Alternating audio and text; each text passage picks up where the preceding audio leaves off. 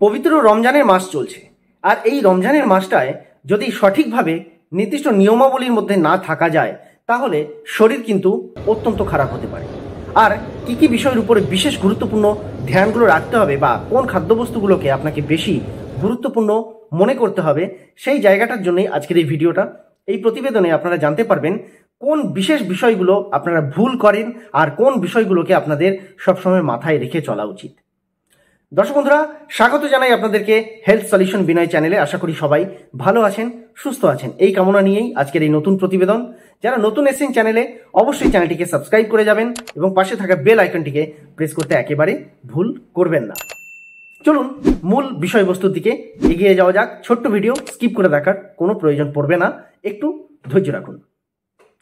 দর্শক বন্ধুরা, সবচেয়ে প্রথমে যেটা বলবো, রমজানের মাসে সারাদিন কোনো রকম জল পানও করা হয় না, খাদ্য খাওয়া তো ছেড়েই দিন, সঙ্গে বিভিন্ন রকম নিয়মাবলীর মধ্যে থাকতে হয়। কিন্তু যখনই ইফতার করা হয়, তো ইফতারের সময় যেটা বেশিরভাগ মানুষ ভুল করে থাকেন সেটা হচ্ছে প্রচুর পরিমাণে খাবারের একটা অভ্যেস গড়ে তোলেন বা বেশি বেশি খাওয়ার সেই সময়টা অনেকে করেন।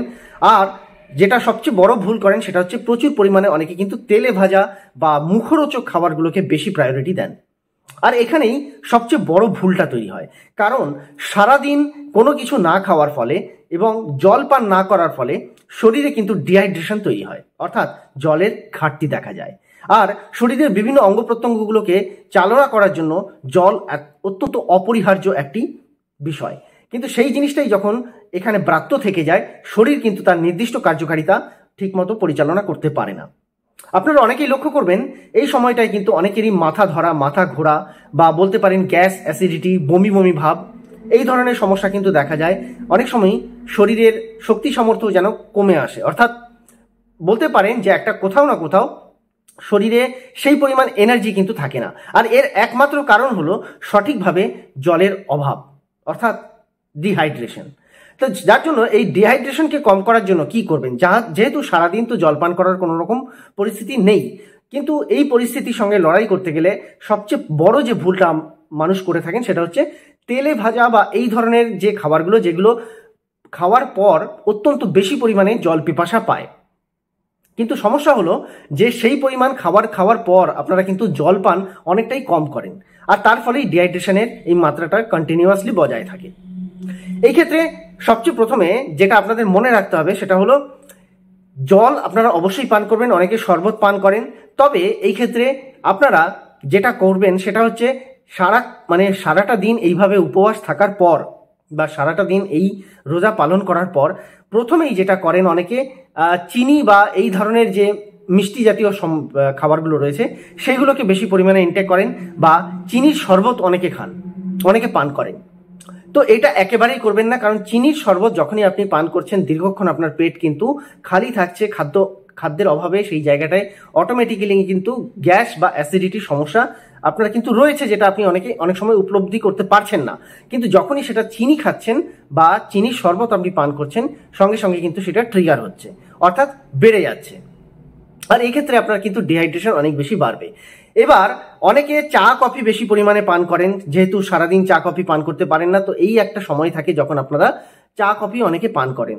এটা সবচেয়ে বড় ভুল।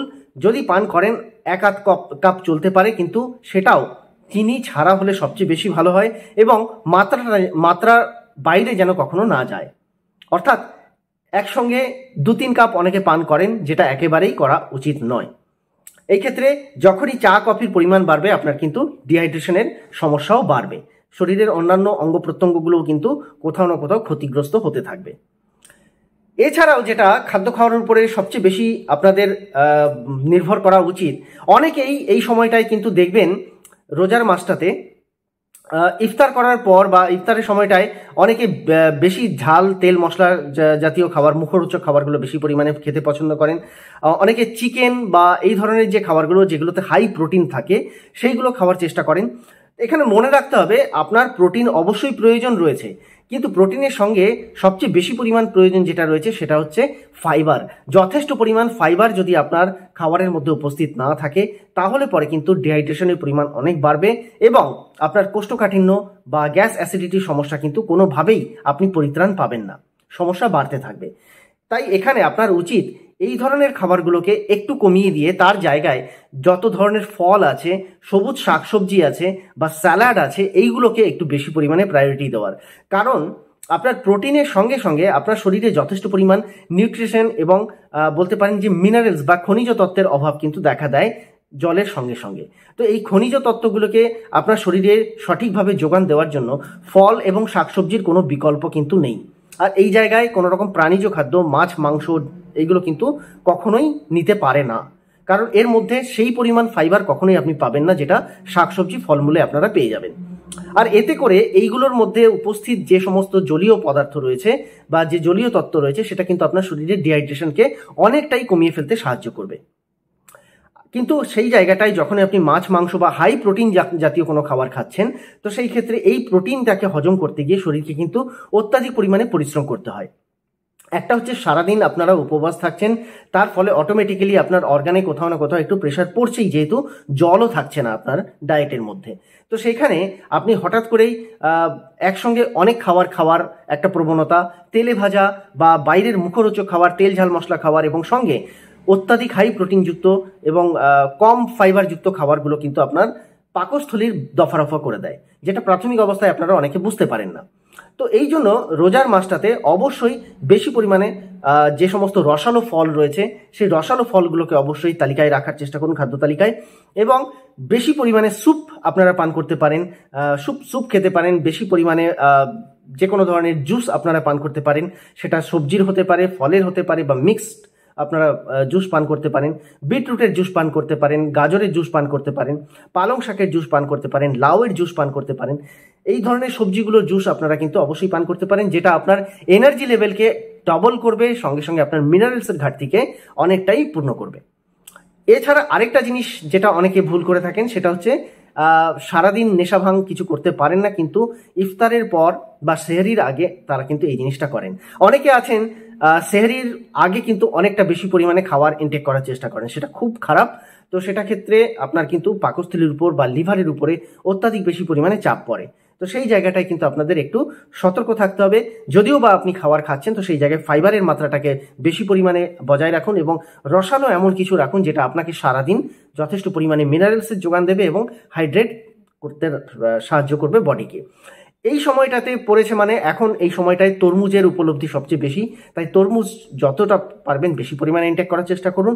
ডাবের জল অবশ্যই প্রতিদিন অন্তত একটা করে ডাব যদি সামর্থ্যের মধ্যে থাকে, আশেপাশে পাওয়া যায়, তাহলে অবশ্যই রাখার চেষ্টা করুন। আর অন্যান্য জুস বেশি পরিমাণে ইনটেক করার চেষ্টা করুন। মনে রাখবেন যে প্রোটিনের মাত্রার সঙ্গে সঙ্গে আপনার কিন্তু এই জিনিসগুলো বেশি পরিমাণে প্রায়োরিটি পাবে। প্রোটিনের মাত্রা আপনারা বজায় রাখতে চাইলে সেখানে দুগ্ধ জাতীয় বা ডেয়ারি প্রোডাক্টসের উপরে আপনারা নির্ভরশীল হতে পারেন। মাছ মাংসের তুলনায় সেটা বরং হজম করতে অনেকটা সহজপাচ্য হবে। আপনার শরীর বা আপনার লিভারকে একটু কম পরিশ্রম করতে হবে। তাই ওভারঅল আপনার বডিকে ভালো রাখার জন্য এই তথ্যগুলোকে একটু মেনে চলবেন। আর পর্যাপ্ত ঘুম অবশ্যই প্রয়োজন, কারণ সেহরির সময় সকালবেলায় উঠে পড়তে হয়, অনেক ভোরে উঠতে হয়, তাই অনেকের ঘুম কমপ্লিট হয় না। আর এই ক্ষেত্রে দিনের বেলায় যদি আপনি মনে করেন যে আপনার বিশ্রাম নেওয়া প্রয়োজন রয়েছে, তো অবশ্যই বিশ্রাম নিন। কাজের বাহানায় বা কাজের অছিলায় যদি বিশ্রামটাকে আপনি এখানে একদিকে সরিয়ে রাখেন বা ডিনাই করেন, তাহলে পরে শরীর কিন্তু জবাব দিতে বাধ্য। আর এইটা 1-2 দিন হলে আলাদা কথা ছিল, কিন্তু যেহেতু কন্টিনিউ 30 দিনের ব্যাপার থাকে, তাই এই ক্ষেত্রে শরীরের উপর কিন্তু যথেষ্ট পরিমাণে ধকল পড়তে পারে আর পরবর্তীতে আপনার লিভার কিডনি এফেক্ট হতে পারে। তাই খুব সাবধান থাকবেন, সচেতন থাকবেন এবং অপরকেও সচেতন করার জন্য ভিডিওটাকে বেশি পরিমাণে শেয়ার করতে অবশ্যই ভুল করবেন না। দেখা হচ্ছে নতুন একটি কন্টেন্টে। ভালো থাকবেন, সুস্থ থাকবেন। নমস্কার।